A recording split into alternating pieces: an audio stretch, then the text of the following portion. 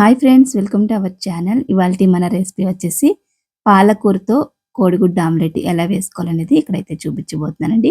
కొంచెం హెల్తీగా, చాలా టేస్టీగా ఉంటుంది.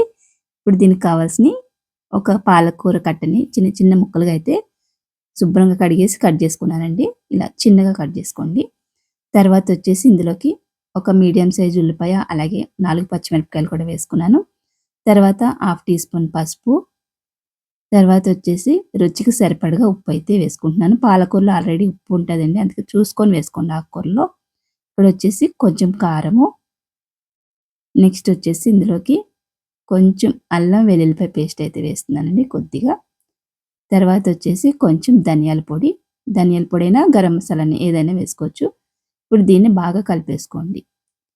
కొంచెం ఇలా స్పూన్ తోటి నలుపుతూ కలుపుకోండి. అవన్నీ కూడా మిక్స్ అవుతాయి అన్నమాట, ఉప్పులు కారాలన్నీ కూడా. ఇప్పుడు ఒక 2 గుడ్లు అయితే ఇందులో వేస్తున్నాను.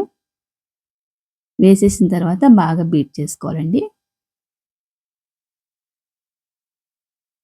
వేసేసిన తర్వాత బాగా కలిపేసుకుంటే మనకి మిశ్రమం అంతా కూడా రెడీ అయిపోతుంది. ఇలా రెడీ అయిపోయిన తర్వాత మనం స్టవ్ వెలిగించుకొని అలా దానిపైన ఒక ప్యాన్ పెట్టుకొని దాంట్లో కొంచెం ఆయిల్ వేసుకొని మనం కలిపి పెట్టుకున్న ఎగ్ మిశ్రమం అంతా కూడా ఒకటే అట్టు కింద వేసేసానండి. వేసేసిన తర్వాత బాగా అంతా కూడా స్ప్రెడ్ చేసుకొని దీనిపైన మూత పెట్టేసి సిమ్లో కొంచెం ఒక 2 నిమిషాలన్నా అలా వదిలేసేయండి. తర్వాత మంచిగా కాలిన తర్వాత ఇంకో సైడ్ తిప్పుకోండి.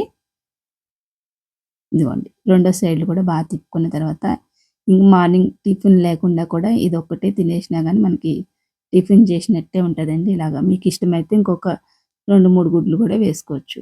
మన ఇష్టం, అంటే ఎన్ని గుడ్లైనా వేసుకోవచ్చు. అలానే పాలకూర కూడా ఇంకా కొంచెం ఎక్కువ కూడా వేసుకోవచ్చు అనమాట.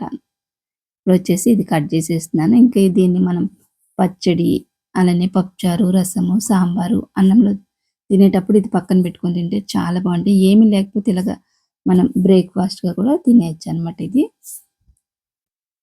ఇంకా మనం ఎగ్స్ ఎక్కువ వేసుకుంటే ఇంకా ఎంత లావు వస్తుందండి, చాలా బాగుంటుంది. పాలకూర కూడా కొంచెం ఎక్కువ వేసుకుంటే ఇంక 2, 3కి టిఫిన్ లాగా అయిపోతుంది అనమాట. ఇప్పుడు మా ఇంట్లో టమాటా చారు ఉంది. టమాటా చారులో మనం వేసుకొని కొంచెం కలుపుకొని ముక్క పెట్టుకొని తింటే ఇంకా సూపర్ అద్భుతంగా ఉంటుంది. మీరు కూడా ఈసారి తప్పకుండా ట్రై చేయండి పాలకూర ఆమ్లెట్. వీడియో నచ్చితే లైక్ చేయండి, అలానే సబ్స్క్రైబ్ చేసుకోవడం మర్చిపోద్దు.